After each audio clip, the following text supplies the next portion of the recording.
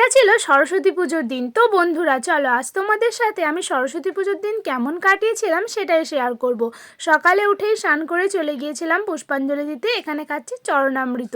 বাড়ি এসে খেলাম লুচি আর ডাল, বানিয়ে নিলাম একটা রিল। এই হলো আমার সরস্বতী পুজোর লুক। আর এখানে মা পরিয়ে দিচ্ছে আলতা। এটা আমি পড়তেই ভুলে গিয়েছিলাম। তারপর আর কি সেজে গুজে চললাম স্কুলে।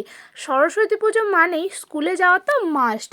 আর প্রতি বছর আমাদের স্কুলে সরস্বতী পুজোর সময় সাংস্কৃতিক অনুষ্ঠান হয়, আর আমরা সব বন্ধুরা মিলে সেটাই খুব এনজয় করছিলাম। এবছর কলেজে উঠে গেলেও আমরা সব বন্ধুরা মিলে ঠিক করেছিলাম আমরা স্কুলেই যাব।